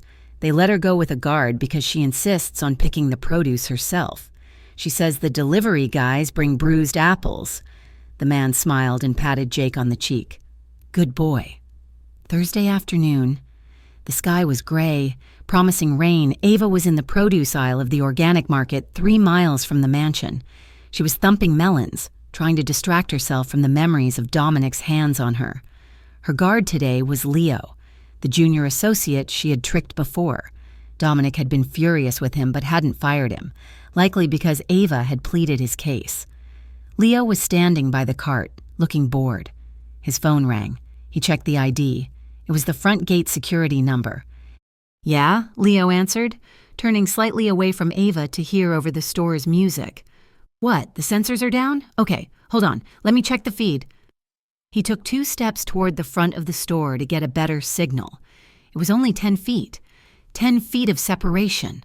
A side door near the produce section, usually locked for deliveries only, burst open. Ava turned, a melon in her hand. She didn't have time to scream. 2 men in ski masks rushed her. One grabbed her arms, pinning them to her sides. The other clamped a chemically soaked rag over her mouth and nose. The melon dropped to the floor, splitting open with a wet crack. Ava struggled, kicking out. Her heel connected with a shin, but the man didn't let go. The fumes from the rag filled her lungs, sweet, cloying, and suffocating. Her vision swam. She tried to reach for her phone in her pocket. It slipped from her fingers and clattered onto the linoleum, the screen shattering into a spiderweb of cracks. "Go! Go!" "Nay," one of the men shouted. They dragged her through the delivery door. A white van was idling in the alley, the side door open. They threw her inside. "Hey," a stock boy shouted, coming out of the back room. "What are you doing?" The van tires screeched as the driver gunned the engine. The door slammed shut, sealing Ava into darkness, inside the store. Leo spun around at the sound of the commotion. He saw the smashed melon. He saw the shattered phone on the floor. "Ava," he called out, panic rising in his throat. Ava! The stockboy stood by the open delivery door, pale and shaking. They took her, he stammered. A van. White. No plates. Leo sprinted to the door, weapon drawn, but the alley was empty. The van was gone. Did you hear anything? Leo shouted at the boy, grabbing him by the vest. Did they say anything? I think so, the boy whispered, his eyes wide with fear. One of them. He laughed. He said, "Tell Dominic he owes us a visit." Leo dropped the boy and brought his radio to his lips, his hand trembling uncontrollably. "Code Red," he screamed into the mic. "Code Red! They have her! They have Ava!" The silence in the main war room of the Caruso mansion was usually a sign of respect, a heavy quiet that fell whenever Dominic entered. Today, the silence was different. It was the terrified stillness of a room holding its breath before a detonation. Leo, the young guard who had been assigned to the supermarket detail, stood in the center of the room. He was shaking, his face pale, dirt and sweat streaking his uniform. He had barely finished stammering out the words. The white van, the masked men, the smashed phone. When the explosion happened, Dominic Caruso, a man known for a control so absolute it terrified his enemies, did not speak. He did not issue a calm order. Instead, he turned and drove his fist into the plaster wall beside the tactical map. The sound was sickening, a wet, heavy crunch of bone against solid construction. The plaster cracked and crumbled, dust raining down onto the expensive carpet. Dominic pulled his hand back. The skin over his knuckles was split, blood welling up dark and fast, dripping onto the floor. He didn't seem to feel it. His chest was heaving, his breath coming in ragged, harsh gasps that sounded like they were tearing his throat apart. "Sir," Marco started, stepping forward, his voice low and cautious. "Find them!" Dominic snarled. His voice was unrecognizable. It was hoarse, broken, stripped of all its polished veneer. He turned to the room of stunned men, his eyes burning with a violence that made the seasoned killers among them look at the floor. "I want every car on the street. I want every camera feed in Crestmont tapped. I want every favor called in. If a leaf moves in this city, I want to know about it. Now." The room scrambled into motion. Phones were dialed, laptops were thrown open, and weapons were loaded. Dominic stood in the center of the chaos, his bleeding hand clenched at his side, staring at the blank screen on the wall as if he could will Ava's face to appear on it. 10 minutes later, his phone pinged. It was not a text. It was a video file. The sender ID was blocked, but Dominic knew. He pressed play. His hand, usually steady as a surgeon's, was shaking so badly he almost dropped the device. The video was grainy, shot in low light. It showed a chair in the center of a damp, concrete room. Ava was tied to it. Her wrists were bound behind her back with thick yellow rope. Her hair, usually so neat, was matted with sweat and falling over her face. There was a dark purple bruise blossoming on her cheekbone, and her lip was cut. Dominic stopped breathing. The image burned into his retinas. She looked terrified, her eyes wide and darting around the room, but she was alive. Then, Elias Navarro stepped into the frame. He smiled, a cold, reptilian expression that made Dominic's blood run cold. "She is prettier in person." "Dominic," Elias said, his voice tinny through the phone speakers. He reached out and trailed a finger down Ava's arm. In the video, Ava flinched violently, jerking away from his touch. "But she is fragile. Domestic staff usually are." Elias leaned into the camera. "You have until tomorrow night. I want full access to the waterfront shipping lanes. I want the routes, the codes, and 40% of the gross profits from the last quarter transferred to an offshore account. If you hesitate, if you try to be a hero, I will return her to you. But I will return her in pieces." The screen went black. Dominic stood frozen. He replayed the video. He paused it on Ava's face. He zoomed in on the fear in her eyes, the bruise on her cheek. The rage that had fueled him moments ago evaporated, leaving behind a cold, hollow desperation. He was not the boss of Crestmont right now. He was a man watching the woman he loved being held by a butcher. "Marco," Dominic said. His voice was dead. "Get the car. "Where are we going?" Marco asked, checking the clip of his handgun. "To hit Navarro's known spots." "No," Dominic said, sliding the phone into his pocket. "We're going to meet Detective Harris." Marco froze. "The cop? Dom, you cannot be serious. If you go to Harris, you're crossing a line you cannot come back from." "I do not care about the line," Dominic said, walking toward the door without looking back. "I care about her." The meeting took place under the concrete arch of the South Bridge, where the rain dripped through the cracks and the noise of the highway above drowned out conversation. Detective Harris leaned against his unmarked sedan, smoking a cigarette, looking nervous. He had been trying to nail Dominic Caruso for 3 years. He had never expected the man to call him. Dominic stepped out of the shadows. He looked like a wreck. His suit was rumpled, his hair unkempt, and his right hand was wrapped in a bloody bandage. "You look like hell, Caruso," Harris said, flicking his cigarette away. "I have a trade," Dominic said. No preamble, no games. Harris raised an eyebrow. "I am listening." "I give you Elias Navarro," Dominic said. "I give you his warehouses, his distribution network, and the names of the corrupt officers on his payroll. I give you everything you need to bury him for life." Harris straightened up, his eyes widening. "And what do you want? Immunity?" "I want you to stay out of my way for 3 hours tonight, Dominic said. "And after it is done, I will give you a flash drive. It contains evidence on Elias, and it contains evidence on my own operations in the garment district." Harris choked on a breath. "You are giving up your own territory?" "I'm cutting off a limb to save the heart," Dominic said, his voice raw. "Do we have a deal, Harris? You get the biggest bust of your career. I get the girl." Harris looked at Dominic. He saw the desperation in the man's eyes. He saw that this wasn't a business transaction. It was a surrender. "If you cross me, Caruso, I will bring the entire force down on you," Harris warned. "If I do not get her back," Dominic whispered, "you will not have to. I will be dead anyway." In the warehouse, the air smelled of stale oil and damp rot. Ava Collins sat in the wooden chair, her shoulders screaming in pain from the angle of her arms. Her cheek throbbed where the man in the van had struck her, but the physical pain was nothing compared to the terror gnawing at her mind.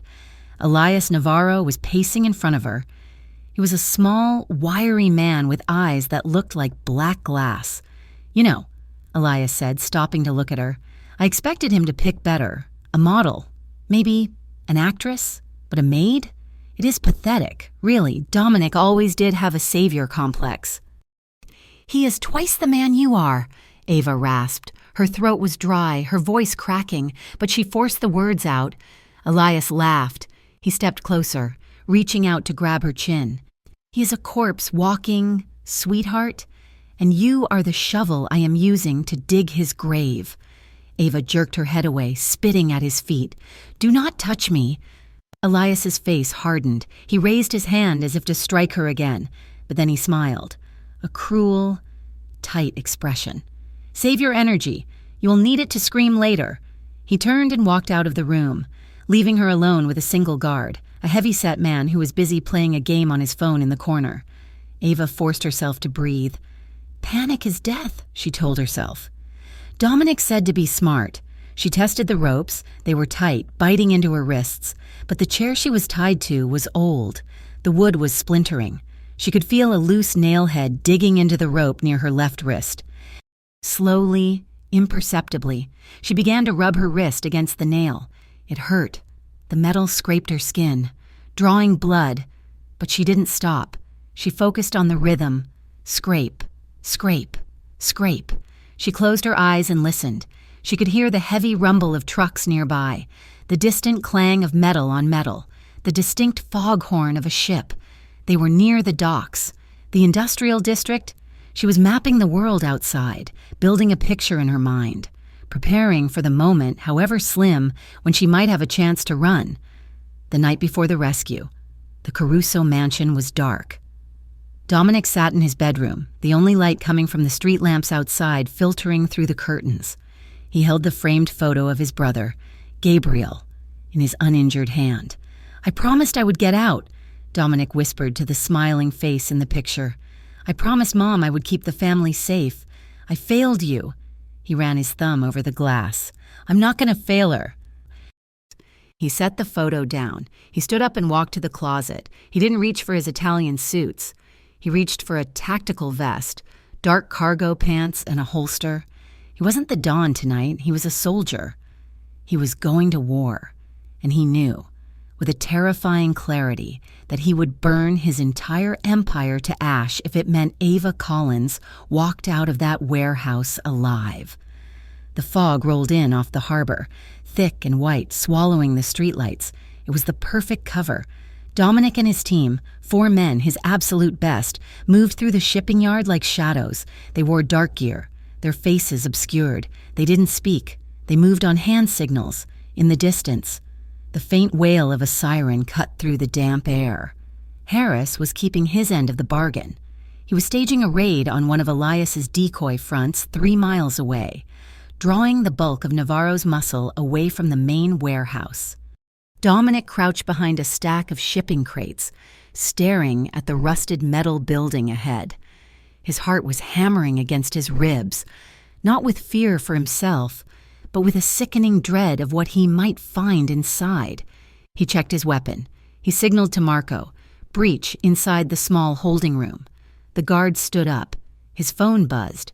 "Yeah?" the guard answered, walking toward the door to get better reception, turning his back on Ava.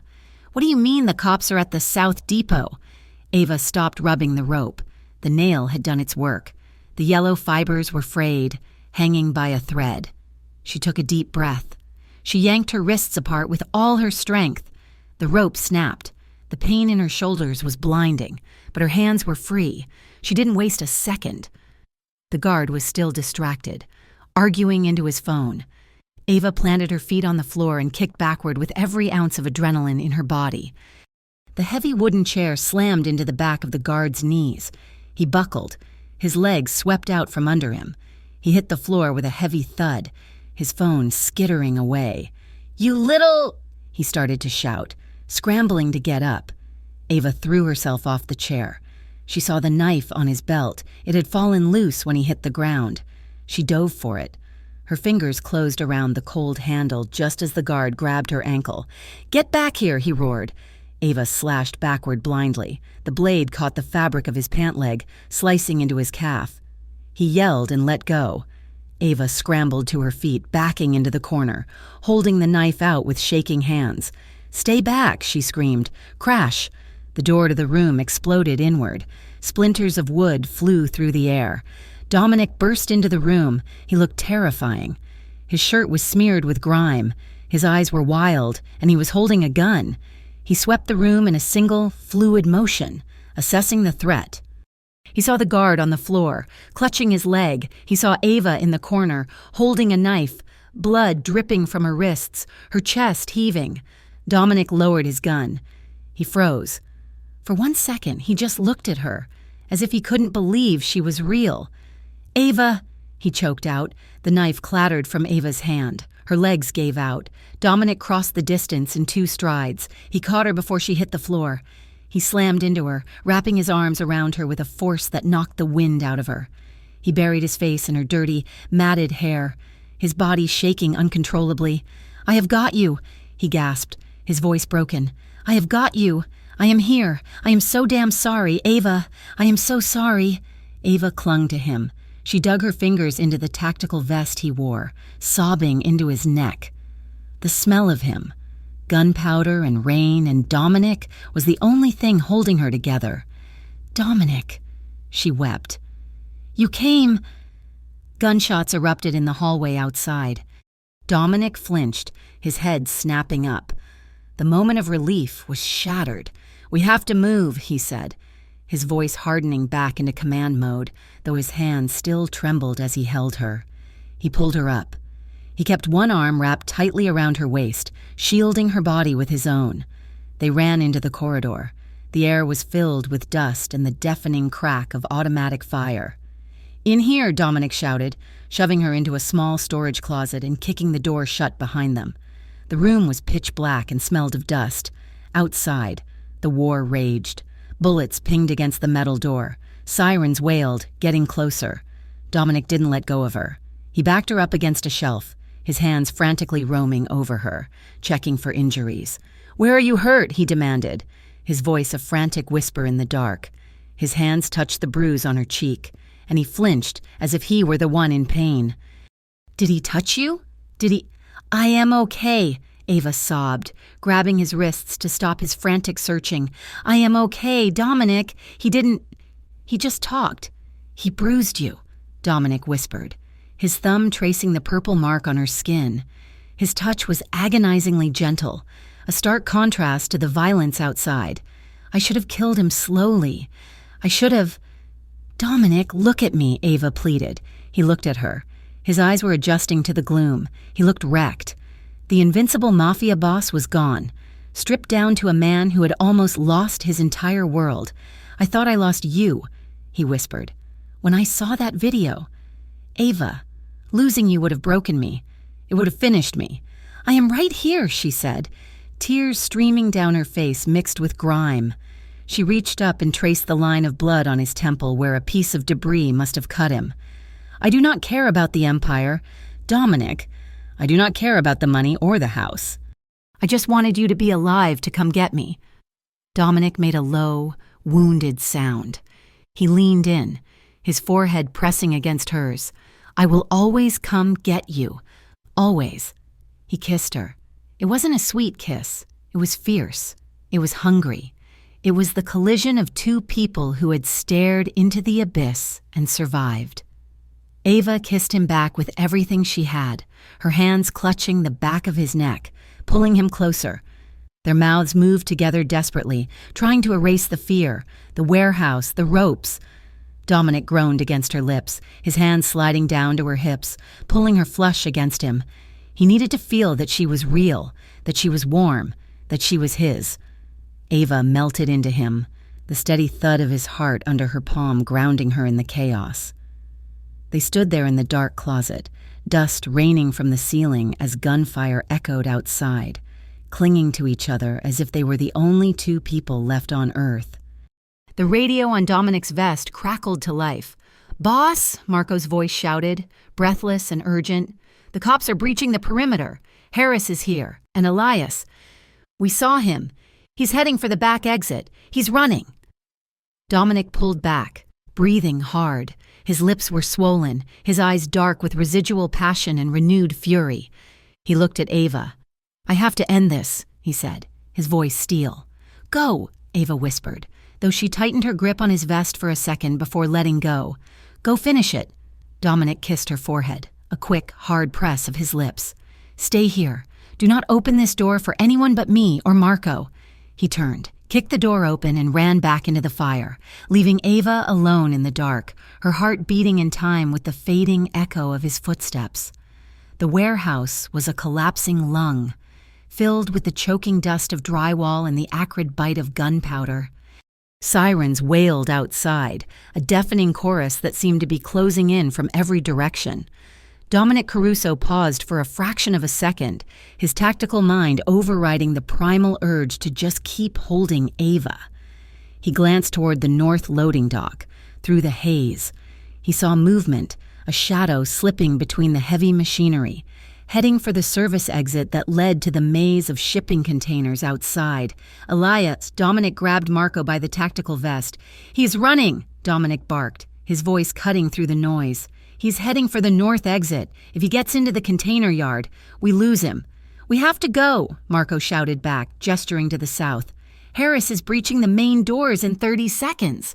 "Take Ava," Dominic ordered, shoving Ava toward his second in command. "Go out the south maintenance tunnel. It comes out behind the old cannery. My car is there. Get her out of here." "No," Ava cried, grabbing Dominic's arm. Her hands were blackened with soot, her face streaked with tears and grime, but her grip was iron. "I'm not leaving you." "You have to," Dominic said, his eyes blazing. "I have to finish this." "He will kill you," she screamed. "He tried to take you," Dominic said, while his voice dropping to a terrifyingly calm register. "He does not get to walk away from that." He kissed her hard on the forehead, then pushed her into Marco's arms. "Go, that is an order." Marco didn't hesitate. He wrapped an arm around Ava's waist and dragged her toward the south corridor. Ava fought him, her heels skidding on the concrete, but she was exhausted and injured. She looked back, watching Dominic turn and sprint into the smoke, heading straight for the man who had threatened to destroy them. "Wait!" Ava gasped, stumbling as her leg gave out. They were near the entrance to the south tunnel, hidden by a stack of pallets. Just a second, please." Marco hesitated, looking at the door, then back at the main floor. "Ava, we have to move. I need to see," she whispered, shaking. She pulled away from Marco's grip and limped to the edge of the pallet stack. From here, she had a vantage point of the central floor. She saw Dominic emerge from the smoke like a wraith. Elias Navarro was at the north door, struggling with the rusted latch. He heard footsteps and spun around, raising his weapon. "It is over, Elias!" Dominic roared. His voice echoed through the cavernous space. Louder than the sirens, Elias fired. The bullet sparked off a metal pillar inches from Dominic's head. Dominic didn't flinch. He didn't stop moving. He fired a single, disciplined shot. The gun flew from Elias's hand, spinning away into the darkness. Elias howled, clutching his wrist, but he didn't surrender. He scrambled backward, pulling a knife from his belt. Dominic holstered his own weapon. He didn't want to shoot him from a distance. He wanted to feel it. He tackled Elias, slamming him into a stack of wooden crates. The wood shattered. The two men hit the ground in a tangle of limbs and fury. It was brutal. It was ugly. There was no finesse, no martial arts. It was just rage. Elias slashed out, the knife catching Dominic's tactical vest, but Dominic slammed a fist into Elias's jaw, snapping his head back. "You think you won?" Elias spat, blood bubbling on his lips as Dominic pinned him to the concrete. "You think you are the hero? Ask her. Ask her who gave her up." Dominic froze, his fist raised. "What?" "It was the brother," Elias laughed, a wet, gurgling sound. "Jake, he squealed like a pig. He sold her out for a cleared debt. Your precious Ava. Betrayed by her own blood." Dominic's face hardened into stone. The revelation hit him. Not because he cared about Jake, but because he knew how much it would destroy Ava. "You will never speak her name again," Dominic growled. He raised his fist to finish it, but suddenly, blinding blue and red lights flooded the warehouse. The main doors burst open. "Police! Drop it now!" A SWAT team poured in, rifles raised. Elias saw his chance. He bucked his hips, throwing Dominic off balance. He scrambled up, wild-eyed. He looked for an exit. He looked for a shield. His eyes locked onto the pallet stack in the south corner. He saw the flash of a red skirt. "Ava!" "No!" Dominic shouted, scrambling to his feet. Elias lunged. He wasn't trying to escape anymore. He wanted to take something with him. He sprinted toward Ava, the knife raised. Ava froze. Marco raised his gun, but Elias was moving too fast, weaving between the machinery. Dominic didn't think. He didn't calculate. He threw himself into the line of fire. He intercepted Elias 5 feet from where Ava stood. He slammed into Elias, shielding Ava with his own body. A gunshot cracked through the air. It wasn't the police. It was Elias's hidden backup piece, a small caliber pistol he had pulled from his ankle holster. Dominic jerked violently. He gasped, a sharp, wet sound. The bullet caught him in the side, just below the ribs, tearing through the Kevlar where the knife had weakened it. But Dominic didn't fall. He grabbed Elias's wrist, twisted it with a sickening crack, and drove his knee into Elias's stomach. Elias dropped. Dominic kicked the gun away and stood over him, swaying slightly, his hand pressed to his side. "Dominic!" Ava screamed. She broke from cover, running to him. "Stay back!" Dominic ordered, though his voice was weaker now. The police were on them. 20 officers, weapons trained on the center of the room. Detective Harris stepped through the line, his face grim. "It is over, Caruso!" Harris shouted. "Hands where I can see them!" Dominic looked at Elias, who was groaning on the floor, defeated. Then he looked at Ava. She was 10 feet away, tears streaming down her face, her hands reaching for him. He looked down at his own gun, still in his holster. He looked at the blood seeping through his fingers. He made his choice. Slowly, deliberately, Dominic unbuckled his holster. He let it drop to the floor with a heavy clatter. He raised his bloodied hands in the air. He locked eyes with Harris. "The deal holds," Dominic said, his voice carrying over the noise. "The drive is in my pocket.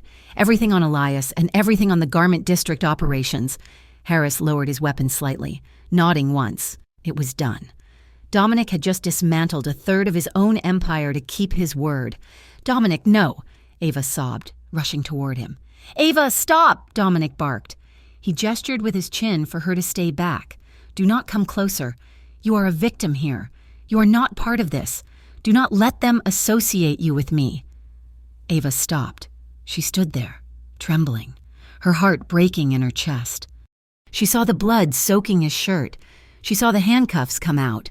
2 officers grabbed Dominic, forcing his arms behind his back. He hissed in pain as the movement pulled at his wound, but he didn't fight. They marched him past her. For 1 second, time seemed to stop. Dominic turned his head. His hair was matted with sweat, his face bruised, but his eyes were clear. "I will come back," he said. "It wasn't a hope. It was a promise. I will find a way back to you." "I know," Ava whispered, her voice choking on a sob, and then he was gone. Surrounded by blue uniforms, led out into the flashing lights of the night, leaving Ava standing alone in the wreckage of the war he had fought for her. The months that followed were a blur of headlines and courtrooms. The news cycle couldn't get enough of it. The fall of Crestmont, mob boss turned state's evidence. The dismantling of Elias Navarro's organization was swift and brutal.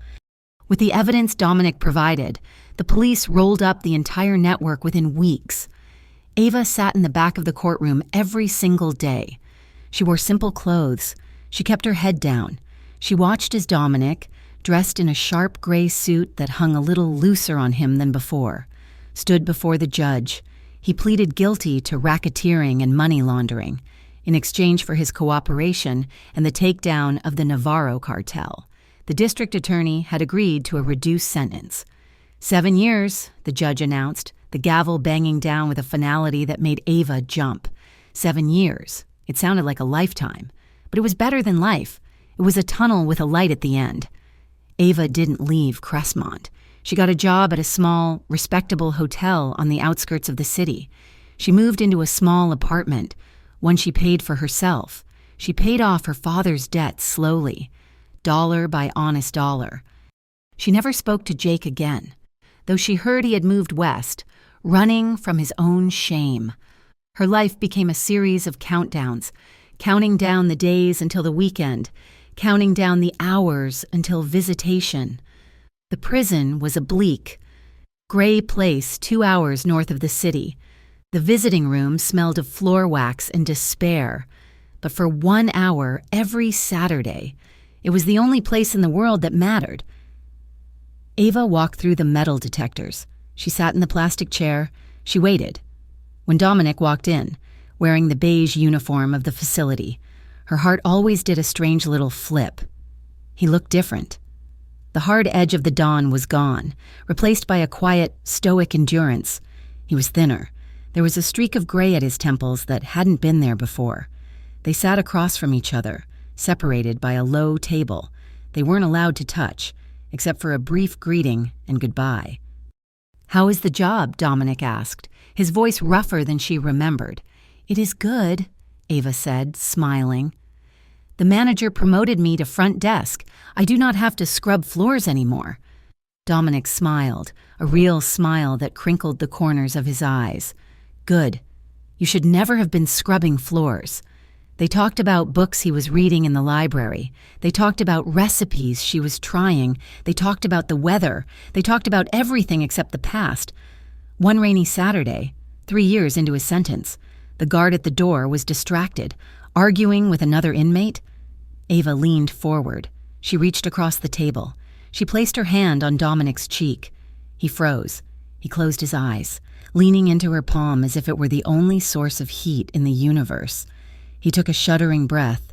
"You should not wait," he whispered, his eyes still closed. "You are young, Ava. You should find someone who can give you a normal life." "I have a normal life," Ava said softly. "I go to work. I pay my bills. I read books." She stroked his thumb with her own. "But my heart is in here. I'm not leaving." Dominic, what we felt in that warehouse, what we felt in your kitchen, it was real. You do not walk away from real. Dominic opened his eyes. They were wet. He looked at her with a mixture of awe and sorrow.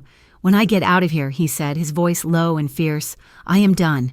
No more crews, no more territories. I am done with the life that hurt you." "I know," Ava said. "I will be waiting." 4 years later, the sky was a brilliant, aching blue. The heavy metal gate of the correctional facility buzzed and slid open slowly. Ava stood by the chain-link fence. She was wearing a yellow sundress, no red. She hadn't worn red in 7 years. The wind caught the hem of her dress, blowing it around her legs. Dominic Caruso walked out. He carried a single duffel bag. He stopped as the gate closed behind him. He blinked in the sunlight, taking a deep breath of free air. He scanned the parking lot. He saw her. He dropped the bag. Ava ran. She didn't care who was watching. She sprinted across the pavement and launched herself at him. Dominic caught her. He lifted her off the ground, burying his face in the crook of her neck. He held her so tight she thought her ribs might crack. But she didn't care. She wrapped her legs around his waist, burying her hands in his hair. He was shaking. She was crying. "You are here," she sobbed. "You are really here. I told you," Dominic choked out, laughing and crying at the same time, spinning her around. "I told you I would find my way back." He set her down, but he didn't let go. He framed her face with his hands, looking at her as if she were a miracle. He kissed her, right there in the prison parking lot, a kiss that tasted of sunshine and freedom and a future that was finally theirs. The small coastal town of San Marino was quiet in the evenings. The tourists usually cleared out after sunset, leaving the cobblestone streets to the locals and the sound of the ocean crashing against the cliffs. On the corner of the main square stood a small cafe called The Lantern. It was warm and inviting, smelling of fresh bread and espresso. Ava wiped down the last table, humming to herself. She flipped the sign on the door to closed. "Kitchen is clear," a deep voice called from the back. Dominic walked out, wiping his hands on a towel. He was wearing a simple white t-shirt and jeans. He looked younger than he had in years. The ocean air suited him. He still glared at rowdy customers sometimes, a reflex from a past life, but mostly he just cooked. "It was a busy night," Ava said, stretching her arms over her head. "We ran out of the calamari," Dominic grumbled good-naturedly. "I need to talk to the fish supplier. He's trying to short us." Ava laughed. "Do not threaten him, Dominic." "I will be polite," Dominic promised with a wink. "Mostly." He went to lock the front door. Ava slipped into the small office in the back.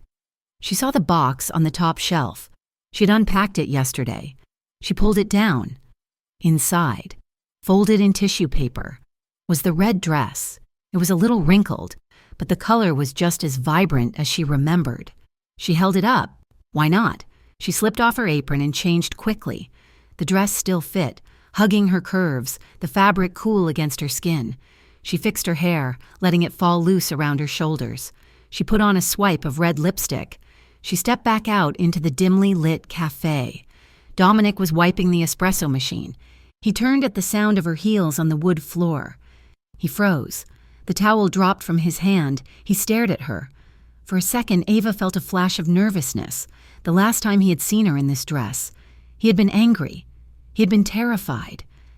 But there was no anger in his face now. His expression softened, melting into a look of pure, unadulterated adoration.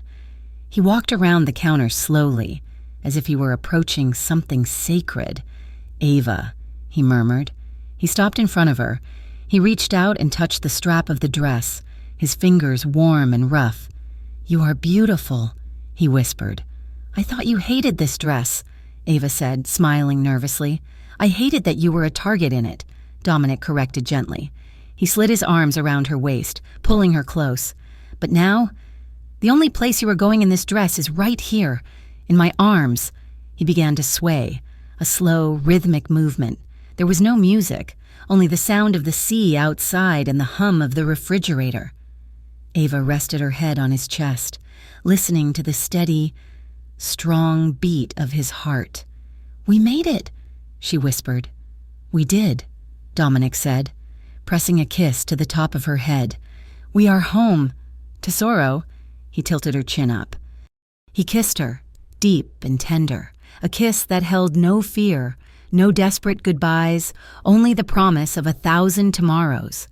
The shadows of the past were gone, dissolved by the warm glow of the life they had fought so hard to earn. Thank you so much for listening to this story. It has been a journey through the dark streets of Crestmont and into the light of a new beginning. I would love to know where you are listening from. Please drop a comment below and let me know your country or city. If you enjoyed the story of Dominic and Ava, please consider subscribing to Mafia Romance Stories so you never miss an episode. I would also love to hear your thoughts on the ending. Did you like how they found their peace? Please share your thoughts in English in the comments section. Until next time, keep dreaming.